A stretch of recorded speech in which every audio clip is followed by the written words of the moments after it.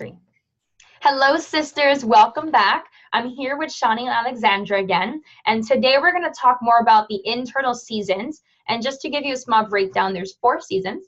It's called the pre-ovulatory phase, or your inner spring, the ovulatory phase, your inner summer, premenstrual phase, your inner autumn, and the menstrual phase, your inner winter. They're going to go into more detail for the next few minutes on the 4 different phases and seasons of the cycle. And then we have a couple extra questions that we'll bring up afterwards. Okay, so whoever would like to start, go ahead. Alexandra, you begin.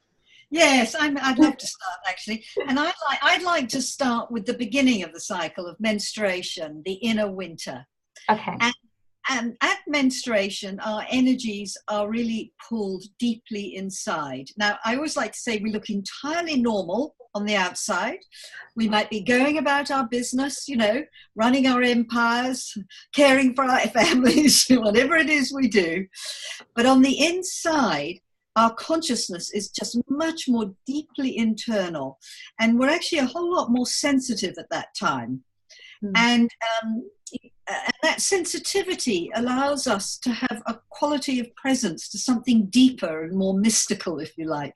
And we love to call menstruation or the inner winter as the inner temple of women, because it honestly feels like you're entering into a sort of deep interior space if you are able to follow your cycle, if you're practicing cycle awareness. Okay, so this is the tendency. The tendency is to really come into yourself, and you honestly just want to say, bye-bye world, I'm checking out now. Do not disturb. You'd like a big do not disturb on your door. And there's a real feeling of wanting just to chill and be still. And it's like all the drive has gone. That drive you had at the top of the cycle at ovulation, that is all kind of chilled now. And it's just this feeling of just wanting to let go and be, and just be present to things. And so the energies may be at their lowest at this time, but if you're able to follow the cycle and be with yourself and have space for menstruation, you will feel perhaps a lovely feeling of inner sweetness and dare I say, a kind of love. I mean, you can experience love very strongly, a lovely feeling of, oh, yes, like just somehow that you're touched into yourself. So at menstruation, we can really deeply touch into ourselves, and we're most rooted in the spiritual dimension, is what we like to say at menstruation. Ooh. Yes, it's very actually, menstruation. But it is classically, at its most fundamental, basic level, it's the time of rest. Think of it like as midnight, It's the time where you just drop your tools. Now, is this the phase that normally goes through self-love in general? Yes. This is the time where you can feel that love, if you can rest. But think of menstruation as the time of rest. The time when you repair yourself, renew. It's where you check in to yourself. It's like coming back to home base, checking in and refueling. Think of it as a pit stop. So what if someone doesn't take this pit stop? What tends to happen? Well, actually, Sjani, you speak on that, because often in your highly full life, you can't always take the fullness you would like at menstruation. 3 days of nothingness, Yeah, because as Alexandra said, it's a time of tanking up and refueling. Your body is repairing, but also your kind of psyche is being put back together. There's this feeling of sort of wholeness and ballast that you grow at this time. And Alexandra mentioned this thing of rest, and I think it's quite good just to say, every season, there's a way to care for yourself in each season that really allows you to access the power of that season. And in the inner winter, the thing that you're most needing is this rest and this stopping. And if you can't get it, or if for whatever reason you aren't able to take time out for yourself, it can be a bit like you just haven't had that pit stop. So you're kind of going around, but your tank isn't full. For the rest of the cycle, you're running on empty, and that can leave you feeling very cranky, very irritable, very tired. If you're feeling exhausted through the month, look at menstruation. What happened at menstruation? You don't rest at menstruation. The rest of the month really doesn't stand much for hope in hell. At least you can double up on your self-care, play catch up, which sometimes you can do. But rest at menstruation pays huge dividends. It's more powerful than rest at any other time in the cycle. So if you want to capitalize on rest, time to do it is menstruation. Okay, perfect. Just to let you girls know, we're going over kind of the cycles and as well as the flow between what happens if you don't follow through, what happens if you do, and what does the cycle look like. So it may take a little long to go through that, but each one is very important to do. So after menstrual phase is the pre-ovulatory phase, correct? Which is your spring. So that's your inner spring. So what happens? So after this time of rest and quiet, and as Alexandra said, it's like you've taken your hands off the wheel at menstruation. What starts to... Uh-oh. Sjani, come back. Come back, Sjani. All on me. She will come back. I will. I'll pick up the ball. Okay, cool. Oh no, she's back. She's back. Hi, Sjani. I'll pick up the ball. Oh, hello? Oh yes, you're here. You're back. Have you got me? Yeah. It's okay. We lost you. So you were just about to say something about action. Nope. Alexandra, do inner spring for now, and then let's see if we can get Sjani back. So, as you come out of winter, you're back, Sjani. Do you think you want to take? No, you do it. My connection's bad at the moment. You do it, Alexandra. All right. So the inner spring is really, it is so like the outer spring, these little shoots appearing, new life coming out. It's like you're coming back. You're on a return back to the world. So you've been deep in your inner temple, in the inner cave, resting and chilling.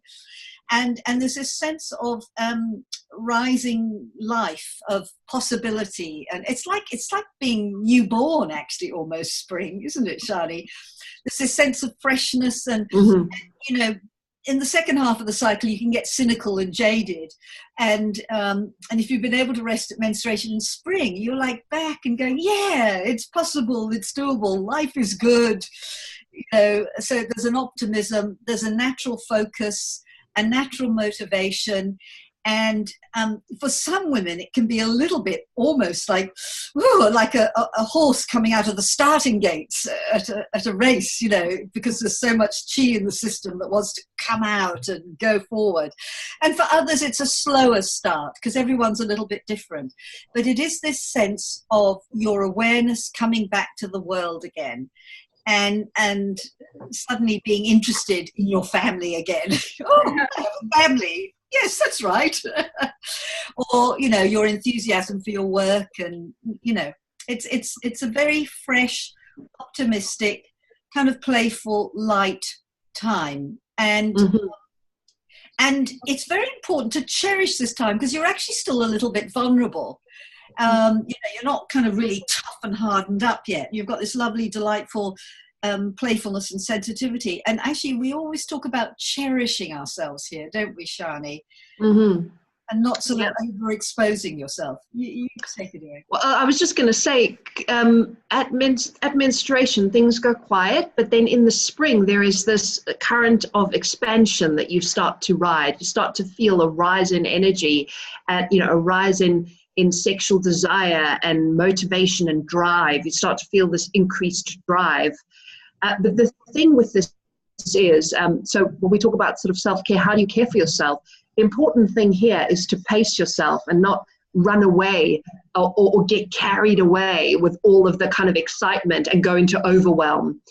So Jaslin, you were talking about, if we don't care for ourselves in a way, what happens? Yeah. Well, here, we're needing to kind of pace ourselves, be steady and slow and take one step at a time. Because if we get overexcited, overdriven, overhyped, overworked, we tend to go into overwhelm and, we can blow our fuses. This is a place in the cycle where people can often feel anxious and spun out and just kind of like, too much. So really important to kind of keep a sense of steadiness and just gentleness, I think would be a good word here. Gentle. Be gentle with yourself. Lovely. Yeah. Lovely.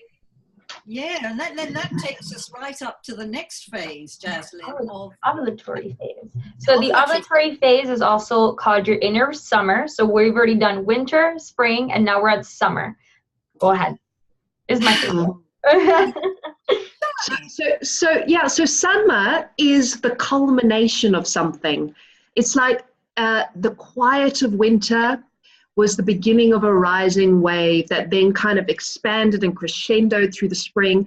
And then in the summer, it's like the full kind of expansion and climax of that wave, if you like. Or if you want to use the imagery of a bud, summer is the final flowering of that bud.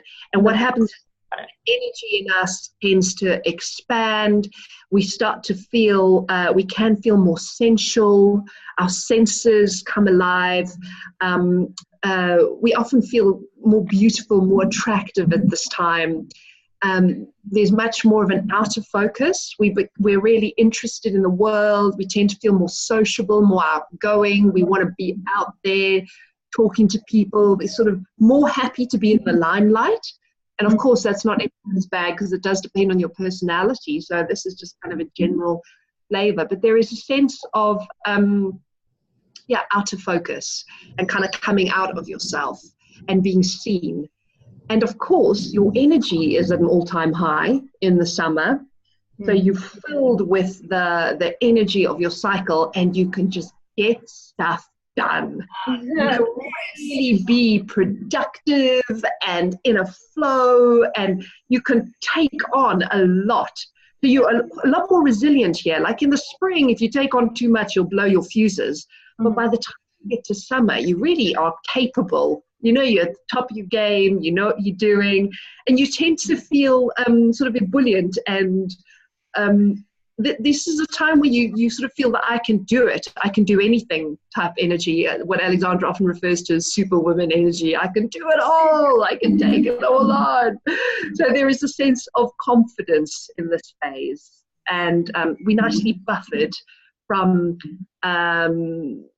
just like the normal niggles and worries and insecurities. There's just a bit more buffering. We feel we're less in a sort of... we just tend to less fall into worry and self-criticism at this time. Not true for everyone, but that's the potential there. Alexandra, is there anything else to say about the summer? Oh, let's talk about the self-care in the summer, because that's... Oh, yes. Well, I mean, the summer is this incredible high, and there is a lot of energy and chi in the system. But actually, you've got to be careful not to overdo it as well, because you can actually, as some women often say when they do their cycle check-ins, feeling like I've had one too many coffees. You know? They're so revved. They're just so revved. So I think there's that to just be very mindful of not over-revving yourself.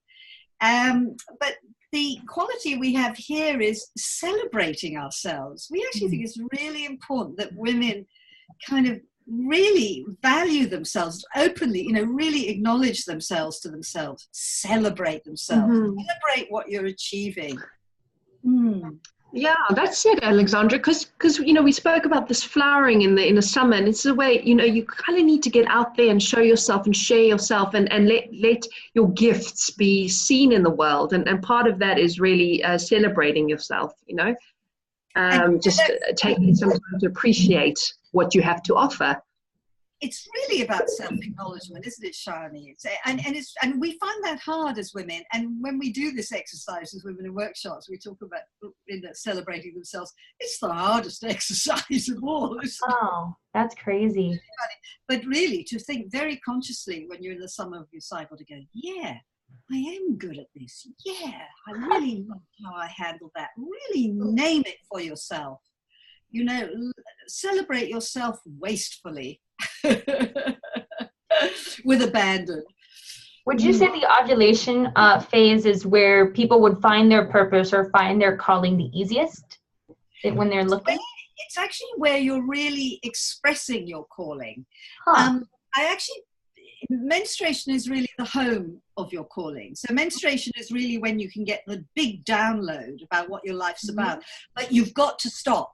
You can't get it if you're still trying to, be out there doing normal life. You really need to retreat and have a few hours, if not half a day or something, but just even an hour, actually, a time of just really dropping for something to open up. So menstruation is the moment where you plug into yourself and can potentially get this huge calling. And then the summer of the cycle is where you're kind of out there doing something about it.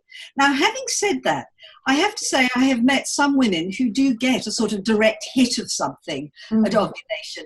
And in a way, your calling can strike at any time. But menstruation is the archetypal moment for it, very strongly. If I may, just because I'm in day 2, I'm in the menstrual phase right now, and day 1, I was supposed to quit my job or give a 2-week notice for that matter and officially sign paperwork for another one. And I told both of them, I told them that I would have to wait until my menstrual phase is over, because yesterday I was going through an anxiety moment of too much, too fast. What is happening here? A lot was changing in my premenstrual phase. So kind of going into each one, and we'll go into premenstrual phase in a few seconds. But I realized that I told them it will have to wait until afterwards and I'm in pre-ovulatory, so I could really plug into myself and see if I really want to take this job or not. So I thought that was interesting. It ties perfectly. Beautifully described, Jaslin. Yes. Yeah. Beautifully described. You're getting smart about how to use your cycle. So now, coming into the autumn of the cycle, the premenstrual time, this energy, the first half was about expansion. The second half of the cycle is about this contraction or drawing inwards.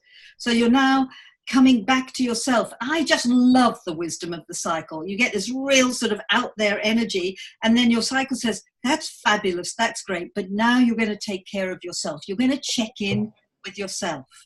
So the autumn phase is very much what we call the feedback time. As you're drawn inwards, you start to connect with your feelings and needs more, and you start to become more sensitive again. You're still sensitive at the top of your cycle too, but your sensitivities start to increase. And actually, you'll probably find you may be more intuitive, even psychic, more instinctual energies coming through. But yes, you just start to become much more in touch with yourself, or what you've been repressing in yourself is going to start to come out. And the autumn phase of the cycle is quite a reflective time. And it's a time of insight. You can really start to see what is and isn't working in your life. So often in the summer, you'll say yes to everything and you'll just put up with things. And then you come into your autumn and go, what the bejesus, what was I doing saying yes to that? I don't even like that job, or I don't particularly like that person. What was I thinking? So it's a real reality check moment. And it's fantastic, actually. Thank goodness we have that, because we really get a rain check, if you like, on what is actually going on in us and our energy levels. And we start to then reassess and rejig things and go, oh, hang on, I don't want to do that again like that. I'm going to get smart about this. So you really get smart about what you're doing with your time and energy. You get insight, you get huge insight, and you can get all sorts of marvelous ideas actually at this time. It can be surprisingly creative.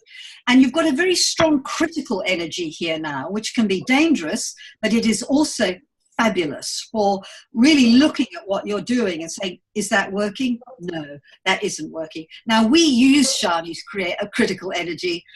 When we were writing the book, every time Sjani came into the autumn of her cycle, her critical faculties just went on steroids, and she had just huge insights, things that we just didn't see. And then suddenly it was plain as day what Sjani was really, it was very, very, very powerful. Those are amazing energies to draw upon, but they're also difficult energies if you don't know how to manage them. So the self-care, Sjani, why don't you talk about self-care at this time? Well, the thing that's coming to me right now, there are a few aspects to the self-care, but just very briefly, I think this thing of listening to yourself in the autumn is really important, listening to your own needs and listening to your own intuition. Because, of course, if you don't do that, You find yourself in situations that are not you. You find yourself saying yes to things that you really meant no to, and you find yourself committing to stuff that isn't it for you. So this autumn time really keeps you on track with yourself and really keeps your life in alignment with your purpose and meaning and what's really important to you. So I would say that, and that means you need to slow down a bit. You really need to slow down to come and have some time out space so you can really listen to yourself. I'd say that's a very important key here. All right. And I'm actually also going to throw in here, do not skip meals and get regular sleep, because if your blood sugar levels drop or if you've not had enough sleep, that is fuel to the fire, of this kind of reactive energy that can sometimes come out in the premenstrual phase. So you have to be a little bit fierce with your self-care practices at this time. So slowing down is everything, actually. And, when you're looking at your diary, do not overbook this time.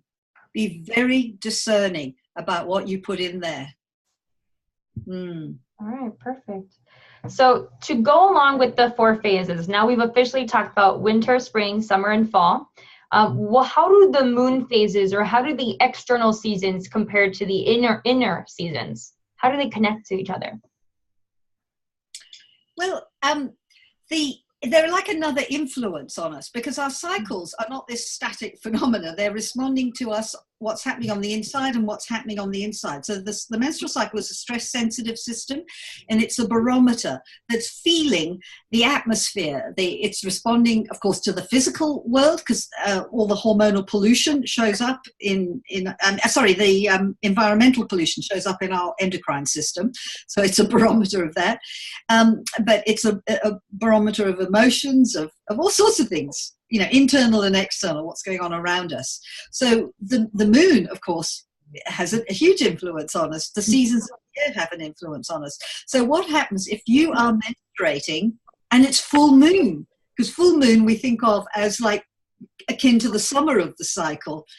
Well, I can only speak to my own experience, because the dominant feeling is always your menstrual cycle is always going to dominate over everything else, because it's inside you. All those other ones are outside you. So the menstrual cycle will be the dominant tone. So with me, there was this drawing in, this internal energy, but the full moon energy used to make me very ecstatic, quite very high. I could get quite high at menstruation, because you can have a natural high at menstruation. It's fabulous. No drugs, no alcohol, just natural. So I could get very excited and almost kind of go really out of myself. It was almost like too much.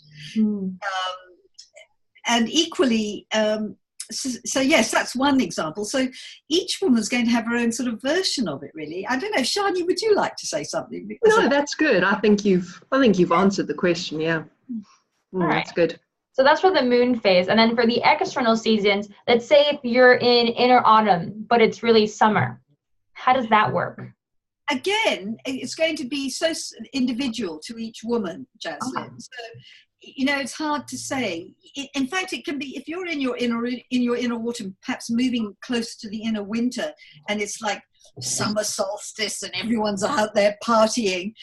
That often can be quite challenging, because one part of you feels that outer energy, but your deeper self knows that it has to retreat. So you have to be quite careful with really attending to what your deeper self wants, and not to get too organized by that. But it's kind of another layer that you bring in with your charting, and it's a really lovely thing to do, and each woman will have her own sort of very particular insights she gets around it. So really each to their own in that one, I think, to pay attention. So out of curiosity, besides the menstrual chart, which I showed in the last recording, you also have an overview of the years chart. Let me see if I could, right? And the overview of the years chart, it says, going over the first cycle, the second, the third cycle, start date, end date, number of days, the dominating feelings, and the significant events that happened.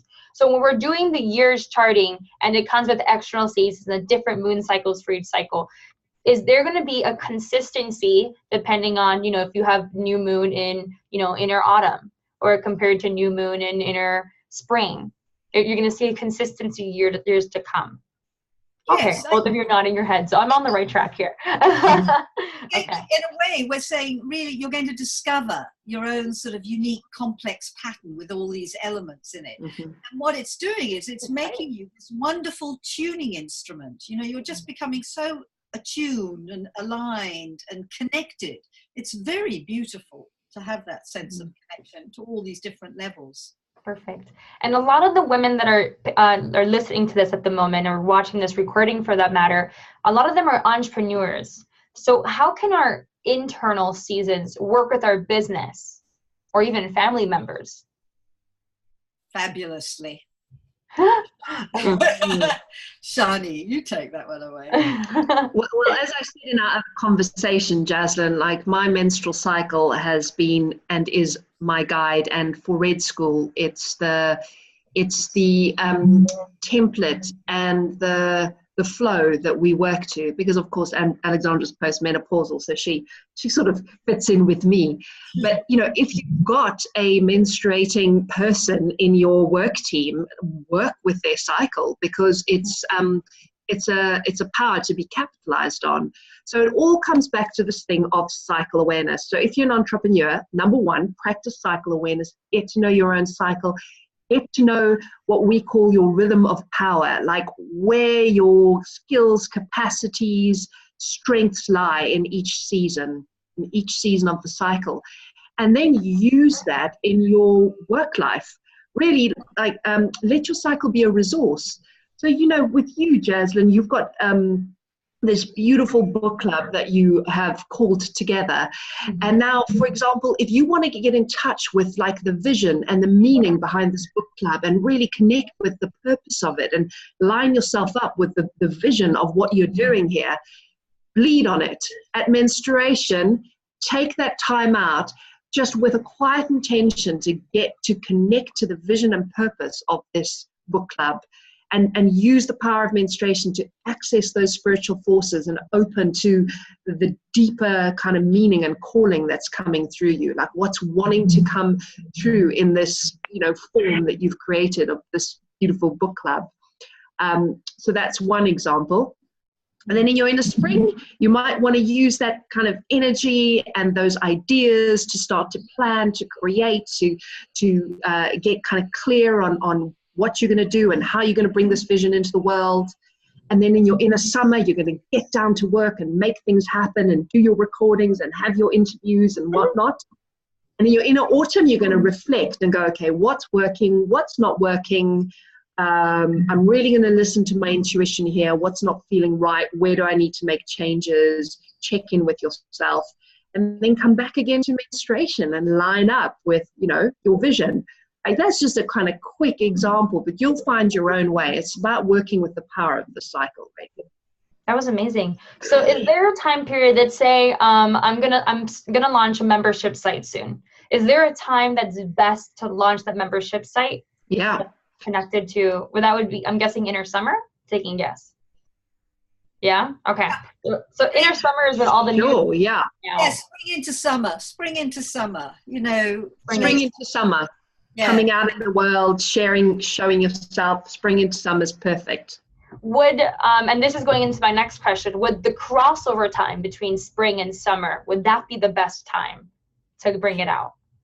Or, you know, I want to go into the crossovers a little bit to really talk about what happens when you're in between each cycle or each phase. The crossovers are, just to explain to you, the crossovers are that moment where you move from one season to another. And sometimes you can feel as though something falls away. It's like almost like you've tripped up or dropped into a little bit of a hole. Not with every crossover. It's like you're changing gear.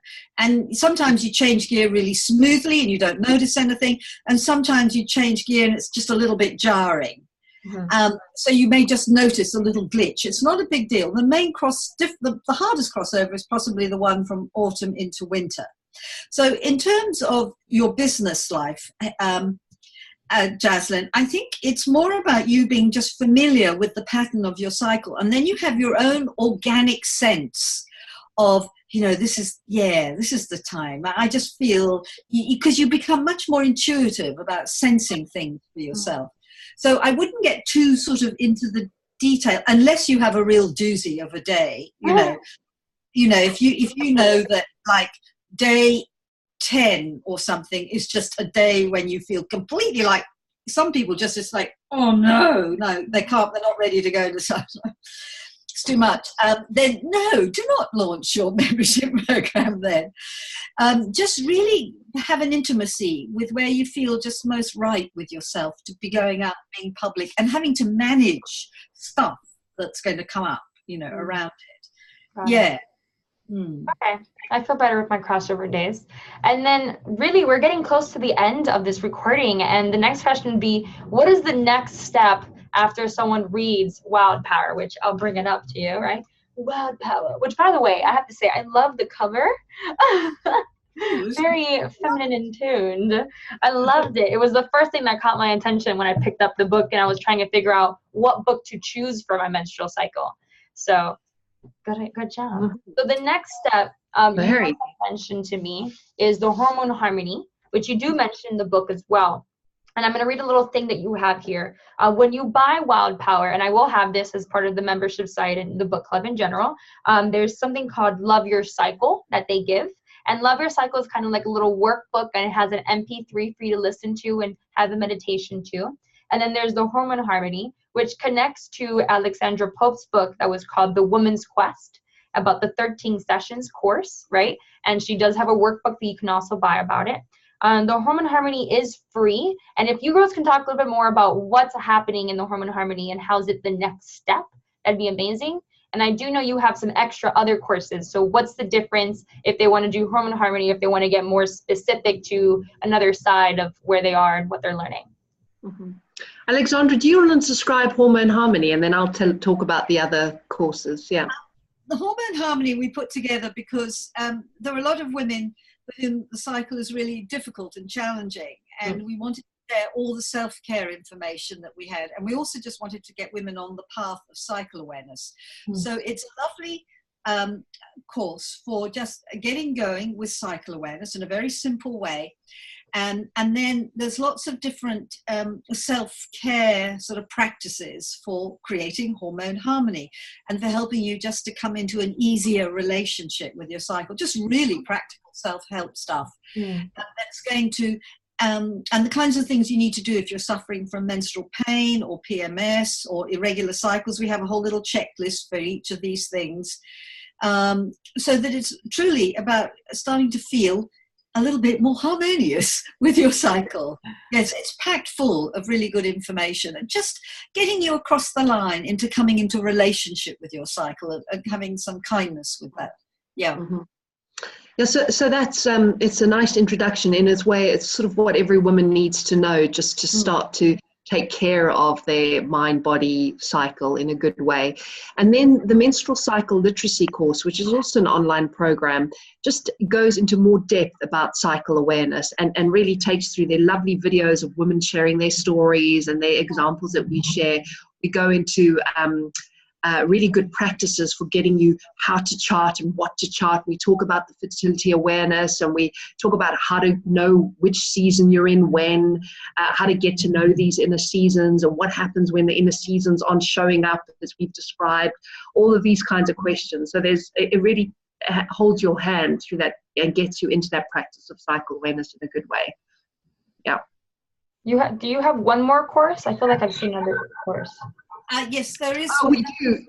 Yeah, we do have another course, which is Menarche, which is all around your first period. And that is an opportunity to go back and realign what the beginning of your menstrual cycle years. I'll pick it up here, Jaslin. Sjani has frozen again. Yes, it's a wonderful way to just, because how you begin your menstruating years casts an influence throughout. And so it's a way of going back and reconnecting with that young self and reframing the beginning of your menstruating years. And it has a huge influence on women, actually, in terms of self-care and loving oneself. So it is a little bit more advanced course, and it's a very beautiful course to do. And the other thing, of course, that women can do is the Woman's Quest workbook, which you mentioned, which is something that you could purchase and work with over 13 menstrual months. And it's you a focus or guide for each month. And that's a really fabulous little book to work. Perfect. All right. Out of curiosity, for the menarche one that you mentioned, does that one align with, you know, if someone wants to give a teenager the opportunity to also start learning? No? Okay. Well, what it will do is give you a chance to go back and make sense of your menarche, and from that you could probably be a better guide for a young woman. It's a way of kind of creating a healthy experience for yourself, so you can pass it on in a good way. Yeah. There you go. That's what I wanted to hear. All right, perfect. So just for my little sisters to know is that I'm going to be giving you information more on each course that they just mentioned, especially the Hormone Harmony, and the Women's Quest is definitely a workbook that I'm going to pick up so I can go over a little bit more with you girls as well. Thank you, Sjani and Alexandra, for going through these recordings with me. It has been an honor and a pleasure to spend this time with you and really get to learn more, not only about my cycle, but for every woman that's going to listen to this recording, get to learn more about it. And I'm excited to take some of your courses as well. So they will be sending me websites and URLs to be able to send you girls more information. And I will share that little by little throughout the month like normal. So whenever you're ready, get ready. So to be clear, one more thing that I want to mention for the menstrual cycle awareness, they can start in any day, correct? They don't have to start on day one, but just get started. Okay, perfect. So just get started today, girls. It doesn't matter if you're really certain of what day you're on, just get started and I will figure out the mess. And if I have any questions, I will for sure talk to Alexandra and Sjani throughout the month. Okay? Oh, beautiful. We didn't mention one thing, that you girls have a membership site coming out as well. We do. Yeah, we do. Yes. You know what, Jaslin, we women need other women to talk with about this and to have conversations about what's happening in our cycle and what it's like and what's going on. That's why we've created this online power circle, so women can come together and we can share, and women can ask us questions as well. You know, there really needs to be a space for that because it isn't quite in our culture in that way yet. So we wanted to make that happen. So we'll let you know about that when it happens. Okay, perfect. And I'll for sure pass on the information to all my sisters and emails. You guys know that I have a Facebook message system as well and the Facebook group. So thank you, Sjani, Alexandra. I really appreciate it. Thank you very much. It's been a total joy. Total joy. I totally agree. Love it. Yeah. Thank you, Jaslin. Thank you very, very much. And we'll for sure, Sjani, you're in the Facebook group, so if anyone has any questions or anything like that, I'll make sure to tag you on that, okay? All right. Yep. Thank you, sisters. I'm still here. Love you all. Mwah.